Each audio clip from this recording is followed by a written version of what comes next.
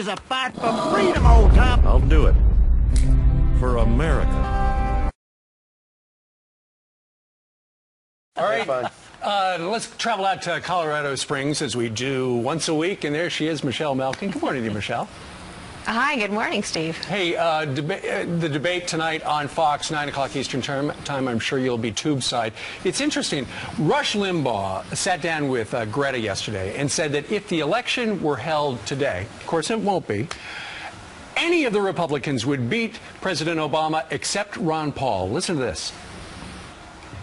Today he's losing a landslide. I don't believe the conventional wisdom that the Republicans only have one person that can beat him. I don't believe the conventional wisdom that his $1 billion can dwarf any campaign, that his association with the media can disparage and criticize any opponent to the point they can't win. The American people are hurting. Obama can't run his record. The last thing, he cannot say, vote for me for 4 more years. All Obama can do is run a negative campaign, tear apart his opponent, tear apart the country in the process. But I think right now, anybody other than Ron Paul could beat Obama if the election were tomorrow. Michelle, is that how you feel? Rush is astute as always, and he takes the long view on things.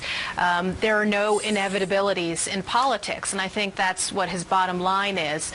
With regard to Ron Paul, of course, I've had my issues with him, and many people on the right have, but I think that he does deserve some due as a longtime congressman from Texas who has won the hearts of mainstream Republicans there. I think the problem with Ron Paul has been for several years the baggage that he refuses to rid himself of with all sorts of 9/11 conspiracy nuts, anti-Israel activists, and fringe radicals who have weighed down his candidacy. And I think separate and apart from that, of course, he himself has said that he doesn't know if he would have the wherewithal and endurance to make it through the general election. So even he can't disagree, I think, in some sense with Rush's assessment. But do you think that any other Republican besides Ron Paul can beat President Obama?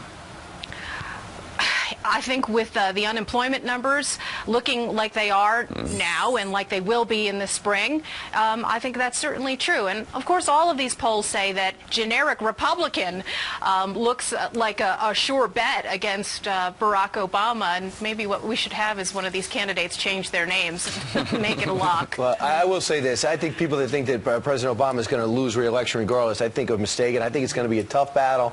It's going to seesaw the entire way. He's too astute. He's got $1 billion. But I want to bring you to Iraq. The president will run on that he did what he promised. He ended the war in Iraq. But as the Wall Street Journal talks about today, did he do nearly enough? And are we leaving at the right time to give our best hope of keeping the peace?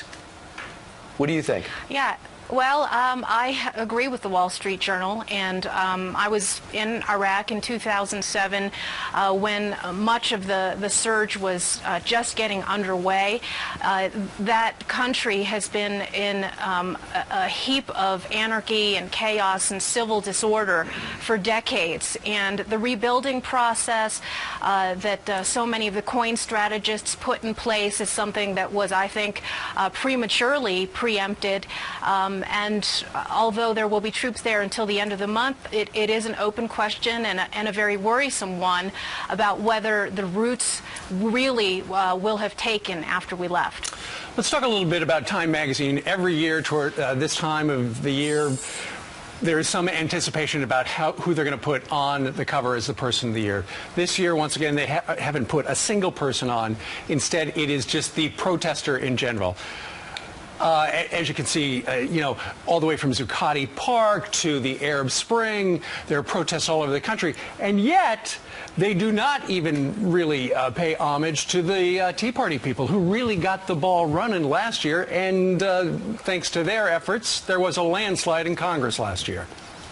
Yeah, I think it's time for Time magazine to end this charade of being an objective news source when there's such double standards in how they treated the Tea Party revolutionaries over the last year, and how they've whitewashed so much of the ugly side of the Occupy Wall Street movement. And if you move past the cover and actually read the long, protracted piece by Kurt Anderson, the way that he paints and whitewashes these occupiers is really disgusting, especially in light of the last week. And if you go to my website at michellemalkin.com, you'll see a very extensive review of what happened on Monday with these thugs who tried to shut down our West Coast ports and who have as their mission chaos, anarchy, and stopping commerce, taxpayers, and blue-collar workers from doing their jobs and surviving in this economy. And you got to disseminate between the Arab Spring and Zuccotti Park people who have nowhere to go and don't know how to shower. It's incredible that they would do that in a year in which SEAL Team 6 takes down the world's #1 terrorist, Osama bin Laden. Michelle, thanks so much for joining us. You bet. Take care, guys. All right. See you next.